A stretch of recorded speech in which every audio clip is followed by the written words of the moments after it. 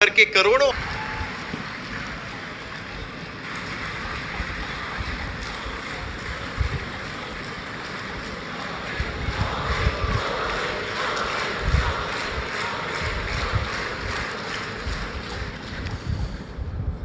श्रद्धेय श्री श्री रविशंकर जी, यहाँ उपस्थित अन्य सभी संतजन, भाइयों और बहनों, एल्लारिगो नमस्कारा।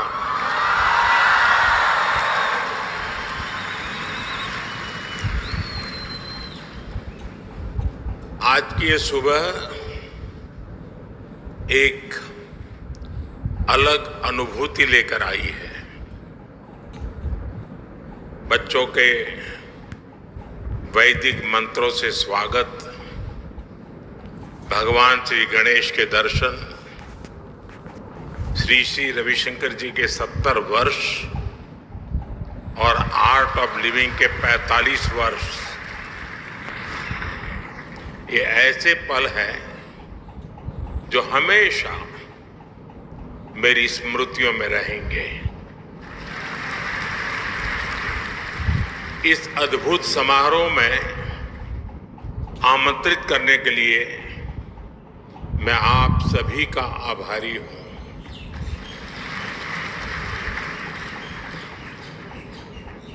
अभी गुरुदेव ने बहुत कुछ बताया।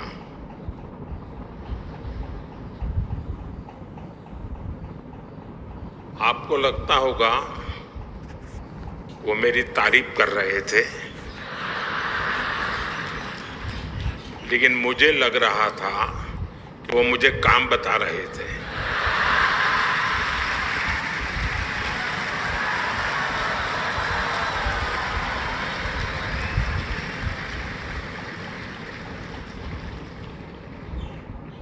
आपने सही कहा कि मेरा धन्यवाद नहीं हो सकता, आप ही का हूं, आप ही के बीच आया हूं और आप ही के लिए आया हूं, और जहां हूं वहां भी आप ही के कारण हूं।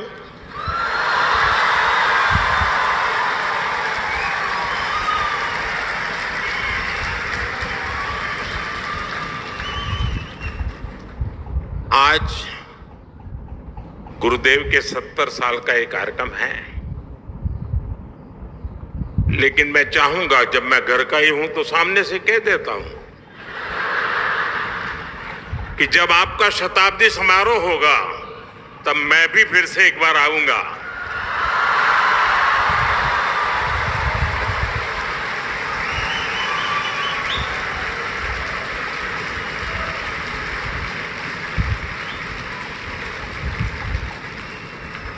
आज दिव्य और भव्य ध्यान मंदिर का लोकार्पण हुआ है। जब संकल्प स्पष्ट हो और सेवा भाव से कार्य किया जाए तो हर प्रयास का सुखद परिणाम मिलता है।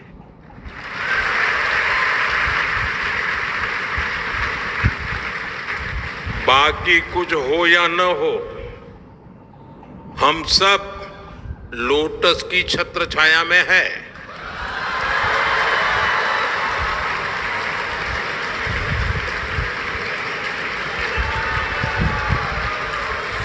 जैसे जैसे समय आता जाए ताली बजाते जाइए।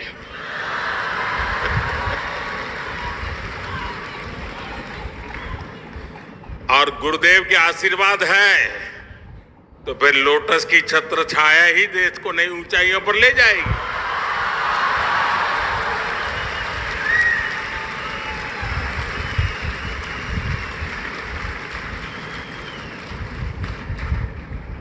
मैं आर्ट ऑफ लिविंग परिवार को इस ध्यान मंदिर के लिए अनेक अनेक शुभकामनाएं देता हूं।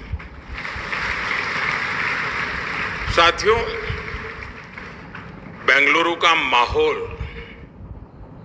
यहाँ का वातावरण कुछ अलग ही होता है। ये शहर सॉफ्टवेयर और सर्विसेज के लिए दुनिया भर में जाना जाता है, लेकिन भारत की सांस्कृतिक पहचान, स्पिरिचुअलिटी, आध्यात्मिक चेतना को भी इस शहर ने नई ऊंचाई दी है।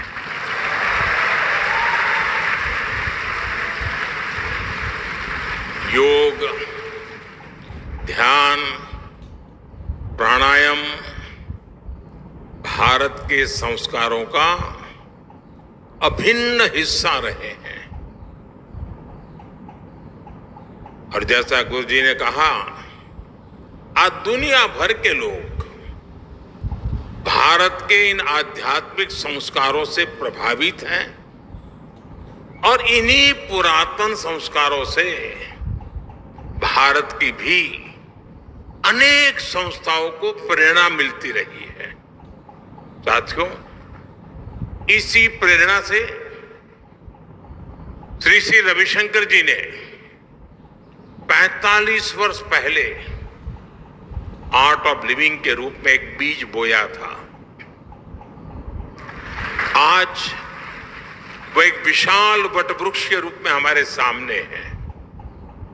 इस वटवृक्ष की हजारों शाखाएं दुनिया भर में अनगिनत लोगों के जीवन को स्पर्श कर रही हैं। और मुझे विदेश में जहां जहां जाना पड़ता है सरकारी काम के लिए, तो कोई न कोई आप वाला मिल ही जाता है।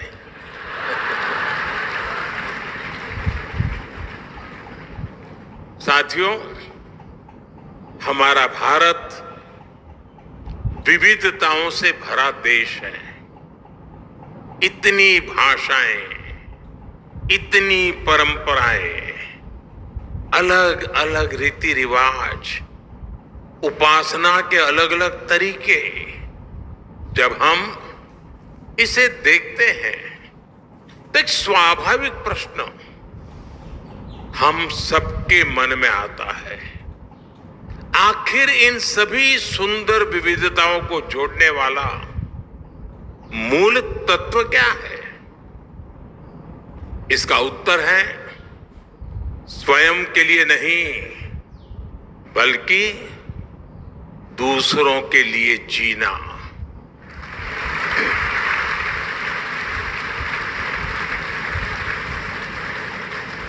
हमारे यहां कहा गया है,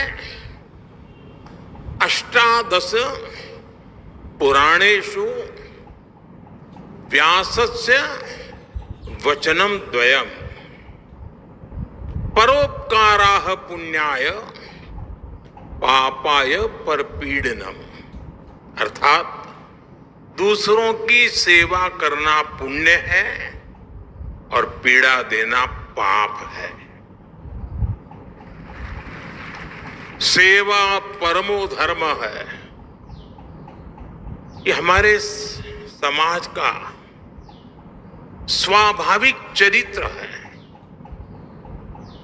पीढ़ी दर पीढ़ी ये संस्कार सरिता हम सबको संस्कारित करती हैं, प्रेरित करती हैं, ऊर्जावान बनाती है। भारत के अनेक आध्यात्मिक आंदोलनों ने अंततः स्वयं को मानव सेवा के माध्यम से ही अभिव्यक्त किया है। मुझे खुशी है कि आर्ट ऑफ लिविंग के हर प्रयास में सेवा की इसी भावना का प्रतिबिंब नजर आता है।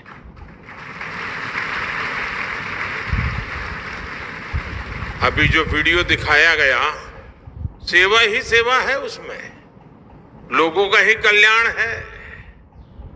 मैं आर्ट ऑफ लिविंग की यात्रा से जुड़े हर वॉलेंटियर को अपनी हार्दिक शुभकामनाएं देता हूं। साथियों, कोई भी अभियान तब सफल होता है जब उसके साथ समाज की शक्ति जुड़ जाती है। इसलिए ऐसे हर महत्वपूर्ण मिशन के लिए समाज की शक्ति को जागृत करना बहुत आवश्यक है। मेरा हमेशा से विश्वास रहा है कि समाज राजनीति और सरकारों से भी अधिक शक्तिशाली होता है और कोई भी सरकार तभी सफल हो सकती है जब समाज स्वयं राष्ट्र निर्माण में सक्रिय भागीदारी निभाता है। अब जैसे हमारा स्वच्छ भारत अभियान है, ये सिर्फ सरकारी कार्यक्रम नहीं है, बल्कि ये लोगों के जीवन का स्वाभाविक हिस्सा बन चुका है। अब ये समाज की शक्ति से ही आगे बढ़ रहा है। साथियों, जब समाज सक्रिय हो जाता है, तब देश की सबसे बड़ी चुनौतियों का भी सामूहिक समाधान निकाला जा सकता है। ये देखना बहुत ही सुखद है कि आर्ट ऑफ लिविंग संस्था भी हमेशा से समाज की इस शक्ति को साथ लेकर चलती है। आप सभी ने विकास से जुड़े कार्यक्रमों में सोशल अप्रोच को बहुत महत्व दिया है। चाहे वृक्षारोपण अभियान हो या रूरल स्मार्ट विलेज सेंटर्स हो, महिलाओं और जनजातीय समाज को सशक्त बनाने वाले कार्यक्रम हो या फिर कैदियों के मानसिक स्वास्थ्य को बेहतर बनाने वाला अभियान हो, ये सभी प्रयास देश और समाज की विकास यात्रा के उसमें महत्वपूर्ण योगदान देने वाले होते हैं। साथियों, मैं एक और बात के लिए यहां उपस्थित हर व्यक्ति की प्रशंसा करूंगा और वो है युवा शक्ति पर फोकस।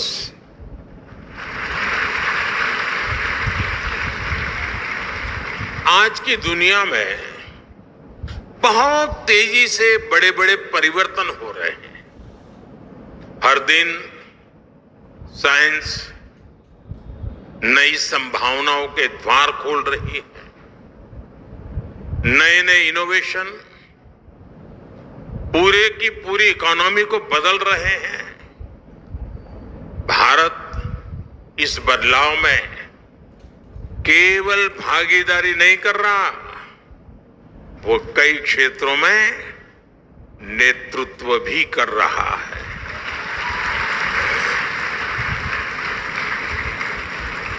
हमारी डिजिटल क्रांति ने भारत को डिजिटल पेमेंट में ग्लोबल लीडर बनाया है।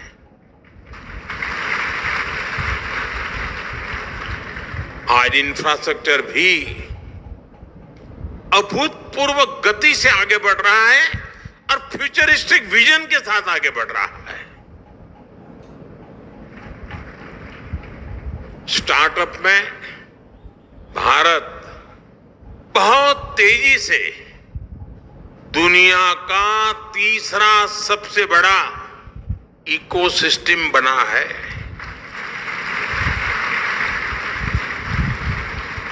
हमारे युवा आज स्पेस में अपनी सैटेलाइट भेज रहे हैं।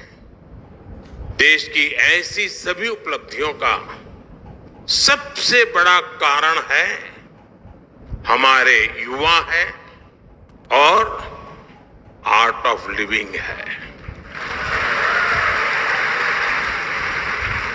युवाओं को आज के आधुनिक युग की चुनौतियों के समाधान पाने में गुरुदेव और आर्ट ऑफ लिविंग बहुत सहायता कर रहा है।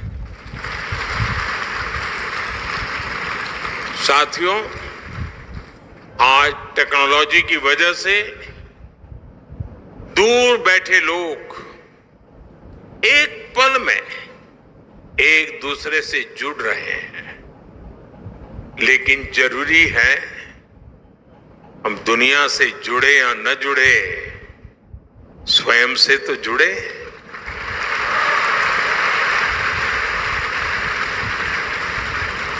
और ये स्वयं से जुड़ने की क्षमता को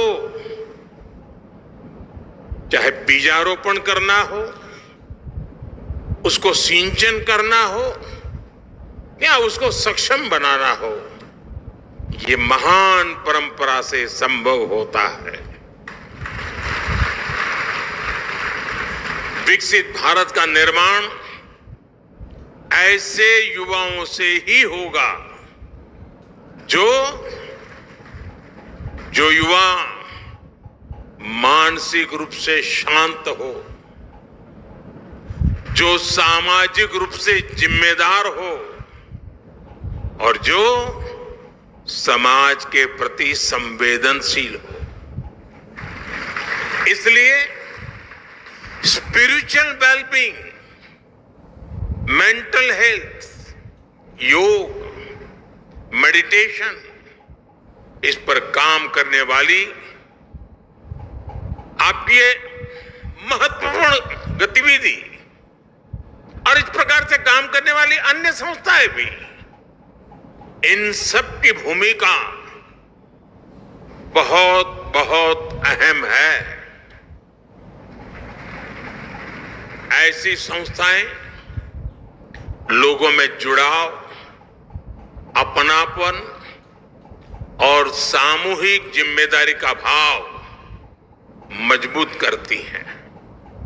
साथ ही ऐसी संस्थाओं में लोगों को अपनी संस्कृति को जानने और समझने का अवसर भी मिलता है।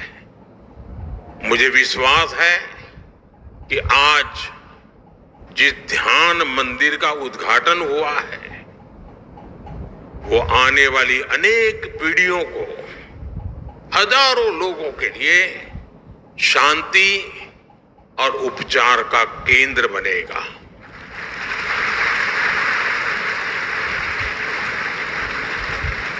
साथियों, आप सभी देश और समाज के प्रति अपने कर्तव्यों को बखूबी निभा रहे हैं, लेकिन जब भी आपके बीच आता हूं तो कुछ आग्रह करने से खुद को रोक नहीं पाता। अभी मेरे बोलने से पहले ही गुरुजी ने कह दिया कि आपके 9 आग्रह हमें मंजूर है, तो बोलने को लिए कुछ बचा नहीं, लेकिन आदत जाती नहीं।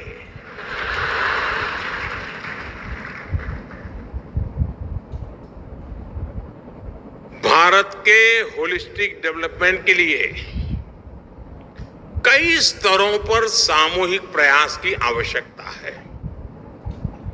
इनमें आर्ट ऑफ लिविंग जैसे संगठन महत्वपूर्ण भूमिका और ज्यादा शक्ति से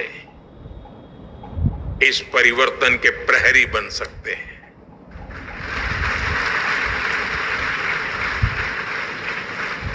आप में से बहुत से लोग किसानों और ग्रामीण समुदायों के साथ जुड़कर काम करते हैं। जैसा यहां फिल्म में भी बताया गया कि किसानों को नेचुरल फार्मिंग से जोड़ने की दिशा में और अधिक प्रयास करने की आवश्यकता है।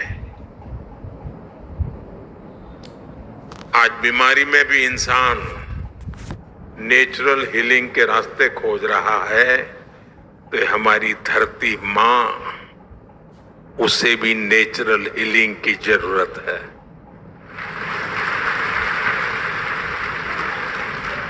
केमिकल फर्टिलाइजर ने ये हमारे खेत को, हमारी धरती मां को उजाड़ दिया है।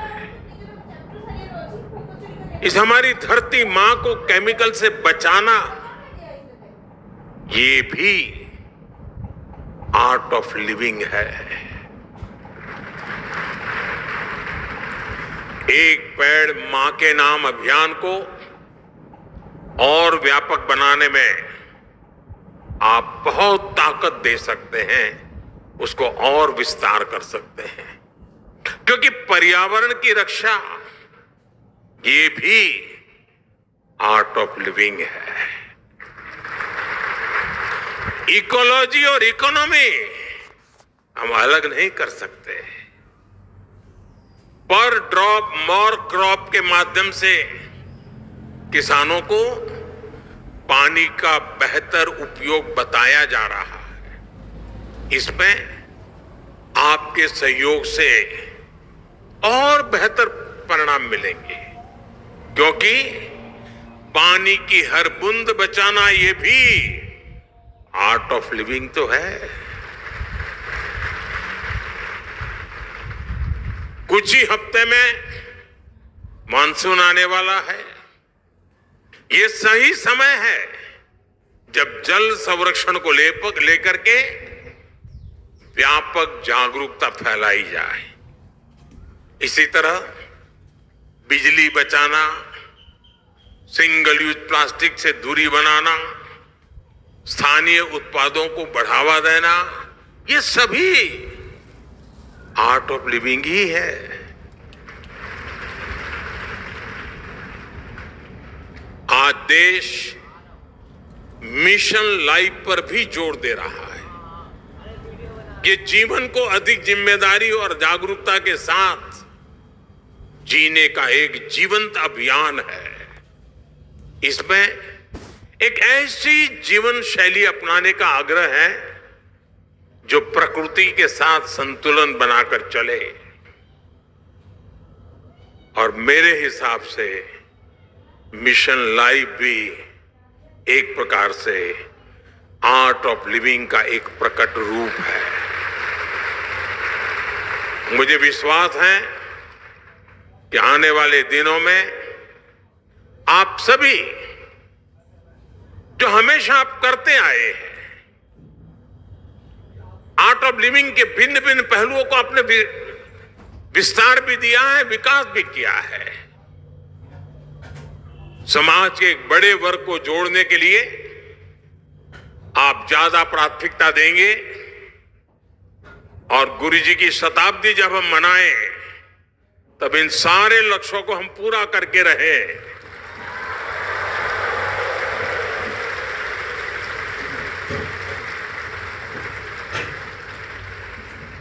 मैं एक बार फिर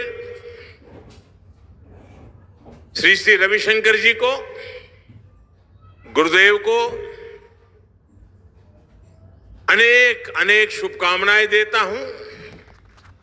मैं आर्ट ऑफ लिविंग परिवार के हर वॉलेंटियर का उनकी सेवा भावना और समर्पण के लिए हृदय से बहुत बहुत अभिनंदन करता हूं। फिर एक बार आप सब ने मुझे यहां आपके बीच आने का अवसर दिया, इस पवित्र वातावरण में कुछ पल बिताने का मौका दिया, लोटस की छत्र छाया में सोचने का मौका दिया। इसके लिए मैं फिर से आप सबका हृदय से बहुत बहुत धन्यवाद करता हूं। जय गुरुदेव।